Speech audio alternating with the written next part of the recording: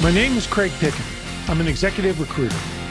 More than a decade ago, I started my practice for one purpose: to use my experience as a former military aviator, business jet sales executive, and P&L leader to help aviation and aerospace companies and their executives be fast, adaptable, and strategic.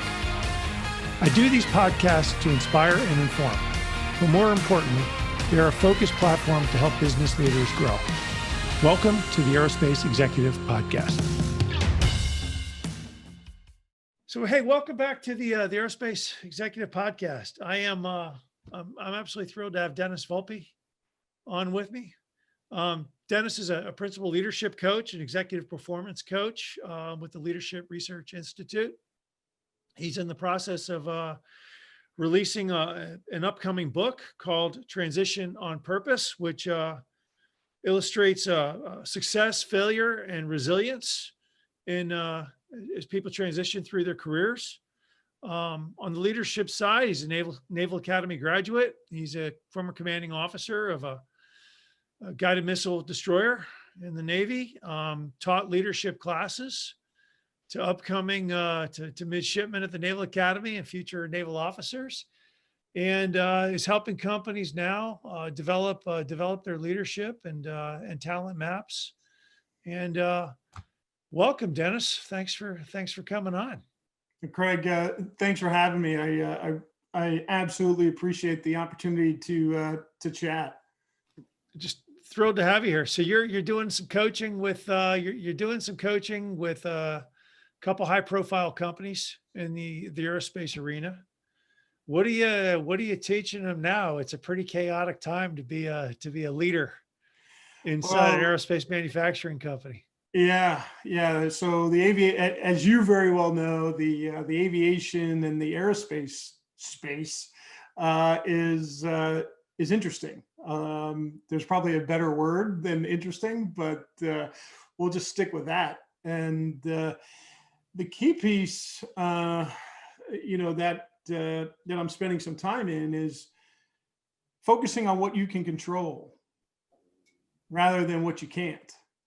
And when we think about the things that we can control, well, we can't control the past, right? We can't control what happened. We can't control that we're, knee deep in a pandemic, and we don't own the future either, because who could have planned a pandemic last year, and we don't know what's up ahead of us. So what we can focus on is the present, and focusing on the present, there's really, as a leader, there's kind of four things that you could focus on: your attitude, your behavior, your actions, and your effort. And the attitude in terms of, this is hard, but it's not impossible. And understanding what you can do as a leader to really engage your workforce is what I've been focusing on.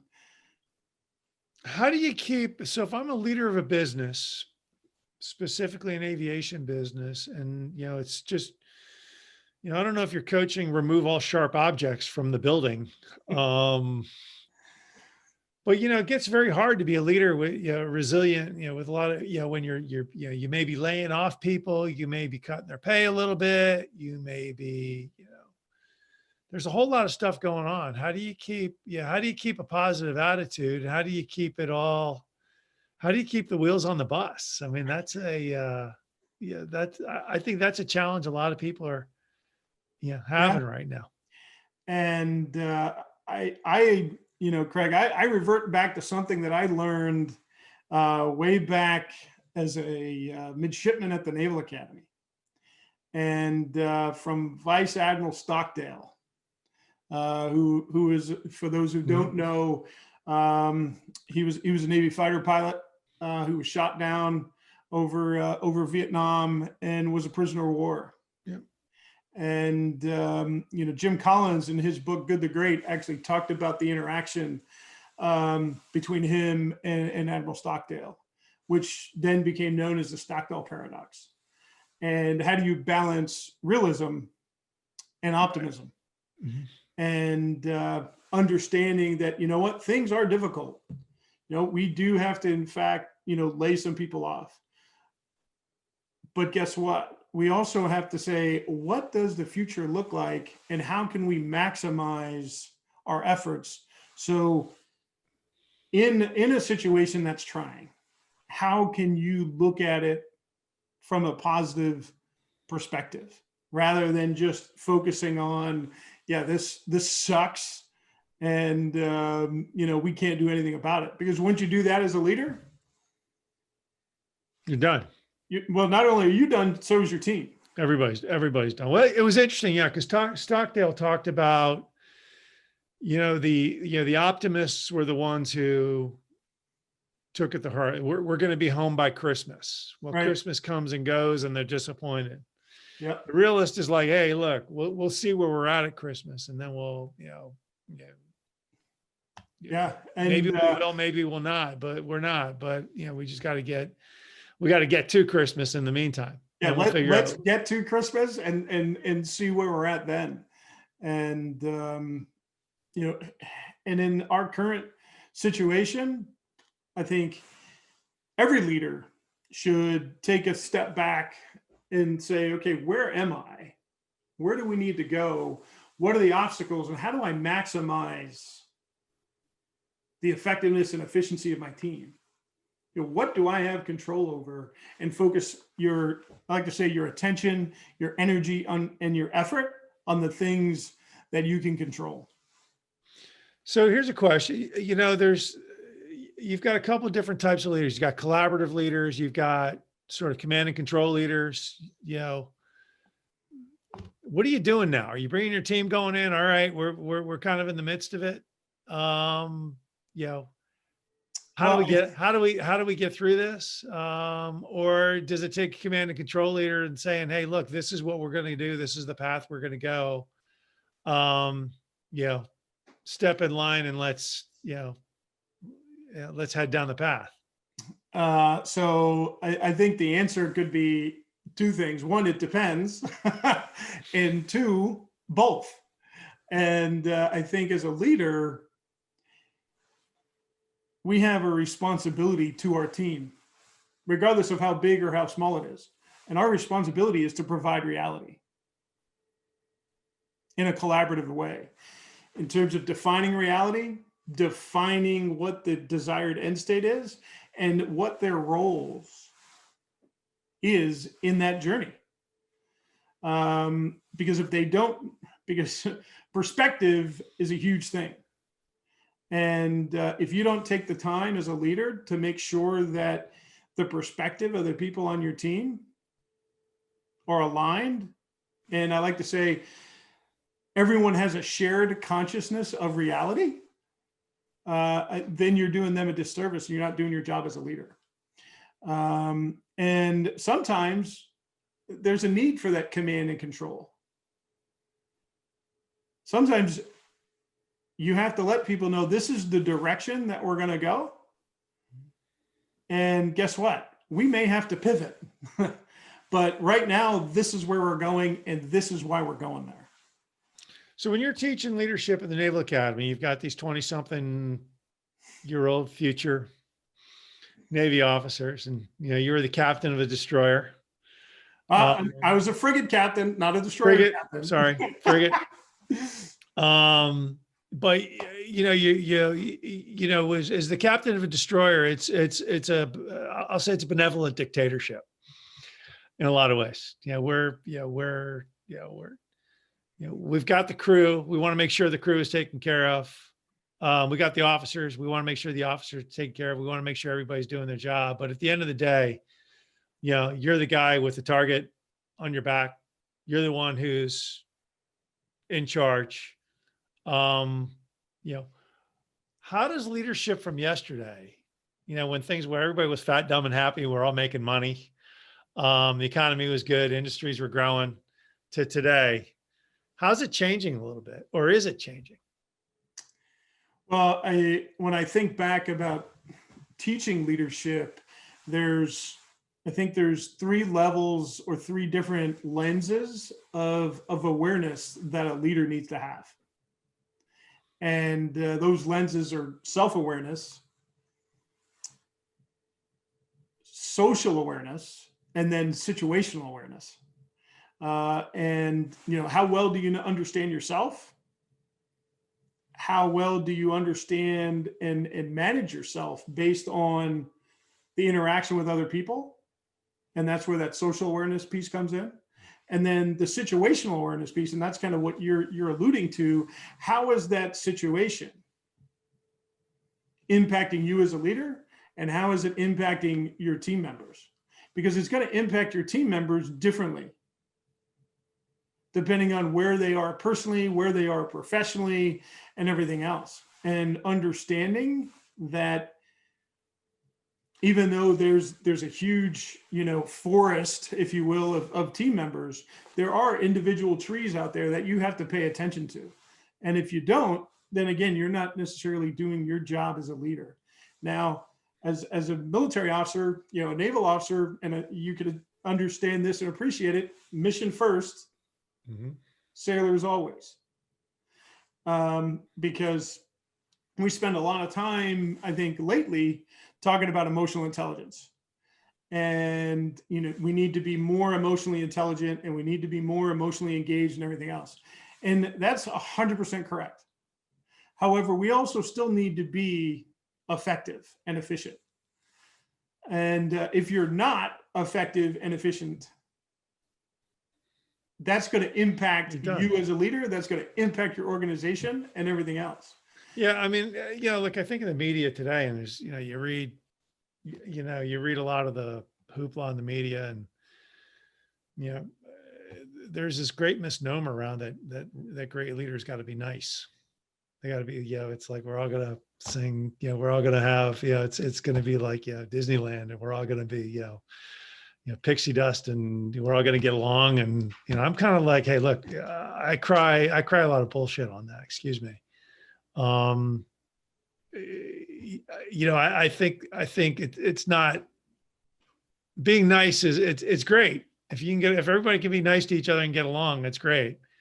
But at the end of the day, I think it's about, communicating clearly what the organization needs, the direction of the organization needs to be going, what everybody's role in that organization is, and what success will look like, not just for an individual, but as a group. And, there was an article the other day about Harvard Business Review article that talked about recruiting emotionally intelligent, like recruiting an emotionally intelligent workforce. And I thought it was very, very well done. But that was only, in my opinion, somebody who focuses on emotional intelligence, that was like 20% of the equation in terms of emotionally intelligent teams, because all it did was look at the recruiting piece. It didn't look, to your point, at, okay, if we have emotionally intelligent team members, how are we assessing them once they're part of the team? And how are we developing them? And also, how are we acknowledging them, both positively and negatively? And what do I mean by that? If you're trying to develop an emotionally intelligent culture in your organization, and you have folks that can't get the job done, and they're not emotionally intelligent, and they don't care about people, what are you doing as a leader to acknowledge that performance? And then what about the people who are getting the job done and taking care of their people and making sure that there's clarity in terms of roles and expectations, and people know that what the priorities are and what their role is in that equation? How are you rewarding that behavior? And do I think that you always have to be nice? No. But if you can get the job done based on the expectations and the priorities that are given to you, and you can do it having developed an atmosphere and a culture of trust throughout your team and that organization, then you're the person I want to work for. You're the person I want to spend time with. Yeah. So getting the job done and doing it well and empowering your team is what matters. Yeah, I always think about one of the better CEOs I ever worked for. He was sort of a little bit of a tyrant. I don't want to say he was a tyrant. It's just, you had to understand the 10 questions he was going to ask before you went into his office. And you had answers to those 10 questions because you said, what is he going to ask me? Yeah. And you didn't go in half cocked. He didn't have time for that. You didn't go in half cocked. You didn't go in thinking, hey, what do you think? It's, hey, look, here's 3 options. Here's what I think. Pick the option that you like best. And you sort of did it but if you went in half cocked, he would eat your lunch. But at the end of the day, I think about where he took the company from, here to here, and the strategy was dead on. And what he was looking for was, hey, look, I can't do it myself. I need people to execute. And we hire smart people to do smart things. Don't always be looking to the leader to lead. Be a leader yourself and help the leader lead. And I think that's where a lot of the stuff gets mixed up in the noise. It's, I'm always looking for the leader. Well, be a leader yourself. Yeah. And Craig, I think you highlighted a couple of things, right? You called that leader a tyrant. However, you exemplified how he provided his expectations up front. He provided the priorities that he was looking for, and he provided direction. Yep. So, and I had a very similar commanding officer who's now, a 4-star admiral. And some of my contemporaries had the same impression, but he absolutely provided his expectations up front. Right. Sometimes we thought that, he really wants us to figure out how to stop the, world from spinning. But you know what? He told you, this is what I expect. And this is why I expect it. And these are my priorities. And you know what? If you met those expectations, if you made the effort to get things done in that prioritized way, things were good. Yeah. If you failed to meet those expectations and you didn't actually have a reason, that was, that was bad. That was bad.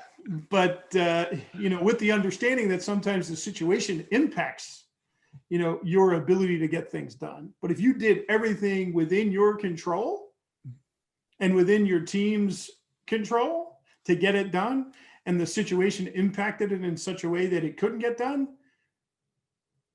it was understood. It may not have been appreciated, but it was understood and it was appreciated. So to your point, from a leadership perspective, when you think about, there needs to be leaders at every level, and, don't always look up to get the answer. Well, who are you looking for, right? When you start thinking about, who are my team members? Who do I want on my team? Well, you're going to be looking for those people that can not only provide you with reality, but then provide you as a leader with options that look at, well, this is what's happening. This is how I look at it. These are the risks that we need to appreciate, and these are my recommendations. Rather than somebody coming into your office saying, hey, Craig, this is what we've got going on, and I don't know what to do. Yeah. That always drove me nuts. And it's like, where do we go? What do we do? It's like, hey, look, I don't know. What do you think? Well, I don't know. I'm looking to you to do it. Yeah. Once again, it's just one more, the 1 minute, you remember the 1 minute, the monkey, the 1 minute manager. I want to throw the monkey on your back. And now it's up to you to figure it out. I hope you enjoyed the latest edition of the Aerospace Executive Podcast. You can reach out to me directly, Craig at northstaresg.com, or check us out at www.northstaresg.com.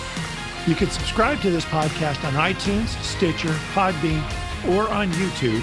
Just do a search for Aerospace Executive Podcast. Thanks again. I'm Craig Piven.